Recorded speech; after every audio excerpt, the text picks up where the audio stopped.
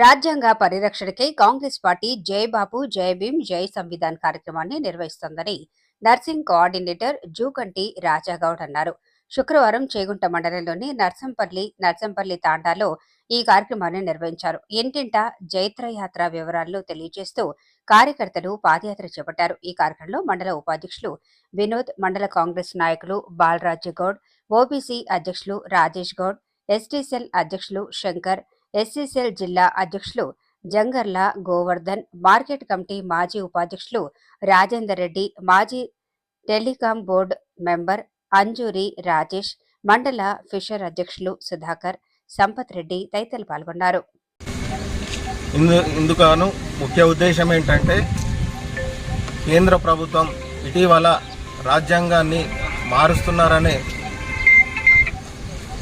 ఆలోచనలకు విరుద్ధంగా ప్రజాస్వామ్య పద్ధతిలో రాజ్యాంగాన్ని రక్షించుకునేందుకు ప్రతి గ్రామంలో మేమందరం ముందుకొచ్చి అందరి బాధ్యతగా రాజ్యాంగాన్ని రక్షించుకుంటామని, మహాత్ముడి ఆశయాలను కొనసాగిస్తామని, బాపూజీ ఆశయాలను ముందుకు తీసుకెళ్తూ ఎంతో కష్టపడి అంబేద్కర్ రచించినటువంటి ఈ రాజ్యాంగాన్ని ప్రతి ఒక్కరి హక్కులను కాపాడుకుంటామని, ఇందుకు గాను పోరాడేందుకు అందరం సిద్ధంగా ఉండాలని, అదేవిధంగా ఈరోజు రాష్ట్ర ప్రభుత్వం మన ప్రభుత్వంలో అనేక కార్యక్రమాలు జరుగుతున్నాయి, సంక్షేమ పథకాలు అందుతున్నాయి.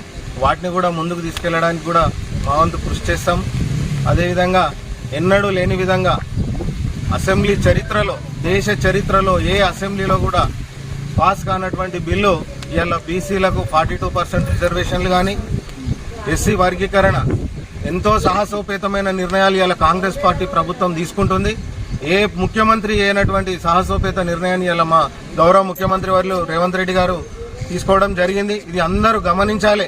మన బతుకులు మార్చేటువంటి ఇటువంటి బిల్లులు ఏదో కొన్ని రాజకీయ పార్టీలు వాళ్ళ అవసరాల కోసం, వాళ్ళ నాయకత్వాన్ని ముందుకు తీసుకోవడం కోసం, గద్దెనెక్కడం కోసం ఎవడెవడో ఎన్నో చెప్తా ఉంటారు, పోతా ఉంటారు. కానీ చరిత్రలో నిలిచిపోయిందా మన పిల్లల భవిష్యత్తును నిర్ణయించేటువంటి ఇటువంటి బిల్లుల విషయంలో మనం ఆలోచన చేయాలి.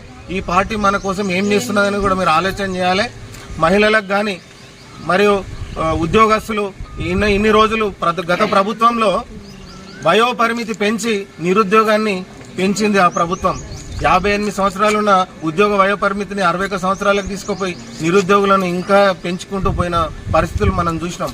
ఈరోజు కాంగ్రెస్ పార్టీ ప్రభుత్వం ఏర్పడిన వెంటనే ఎన్నో నోటిఫికేషన్లు వచ్చినాయి. గత ప్రభుత్వాలలో పరీక్షలు ఏదైనా గ్రూప్ 1, గ్రూప్ 2 ఎగ్జామ్స్ కండక్ట్ చేయంగానే పరీక్షలు మన పిల్లలు హైదరాబాద్లో పోయి రూమ్లు కిరాయిలు తీసుకొని 1000 రూపాయలు కష్టపడి ఇక్కడ కూలీనాలు చేసుకొని పోయి హాస్టల్లో వండుకుంటూ చదువుకుంటూ పోయి ఎగ్జామ్స్ రాస్తే తెల్లారే పేపర్లలో పేపర్ లీక్, కోర్టు కేసులు. ఈరోజు అటువంటి కార్యక్రమాలకు తావు లేకుండా నిక్కచ్చిగా నిష్పక్షపాతంగా ప్రభుత్వం ఎన్నో ఎగ్జామ్స్ నిర్వహించి నిరుద్యోగులకు ఉద్యోగాలు కల్పిస్తుంది.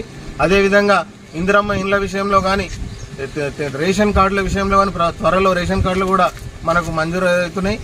అందరు కూడా ఈ ప్రభుత్వం చేస్తున్నటువంటి మంచి కార్యక్రమాలను మీరు ఆలోచన చేసి, అప్పటి మందం ఏదో మన మధ్యలో కుల మత విభేదాలు సృష్టించేటువంటి పార్టీలకు కానీ, మొన్న జరిగినటువంటి మన పక్క రాష్ట్రంలో జరుగుతున్నటువంటి ఆదివాసీల మీద అనేక హత్యాకాండాలు జరుగుతున్నాయి. అదేవిధంగా ఆపరేషన్ కగార్ పేరుతో కేంద్ర ప్రభుత్వం నిర్వహిస్తున్నటువంటి అమాయక గిరిజనుల మీద ఏదైతే దాడి కొనసాగుతుందో వెంటనే ఆపాలి.